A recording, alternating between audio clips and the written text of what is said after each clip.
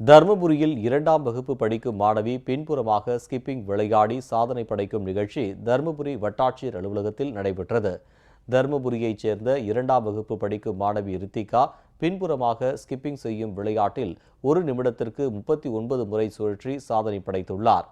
இந்த சாதனையை அங்கீகரித்து யூனிவர்சல் ரெக்கார்ட்ஸ் போரம் நிறுவனத்தின் உறுப்பினர் பாராட்டுச் சான்றிதழை மாணவி ரித்திகாவிற்கு வழங்கினார். கின்னஸ் சாதனைக்கான முன்முயற்சியாக நடத்தப்பட்ட இந்த நிகழ்ச்சியில் பங்கேற்ற மாணவியை பல்வேறு தரப்பினரும் பாராட்டினர். பேக்வர்ட் ஸ்கிப்பிங் பண்ணியிருக்கேன், வேர்ல்ட் ரெக்கார்ட் கொடுத்துருக்காங்க. சந்தோஷமாக இந்தியாக்காக செய்வேன். ஹேண்ட் பேக்வர்ட் ஸ்கிப்பிங் என்று சொல்லுவாங்க.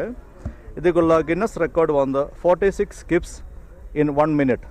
அது வந்து கோயம்புத்தூரில் சக்திவேல் என்ற ஒரு மாணவனோட பேரில் இருக்குது.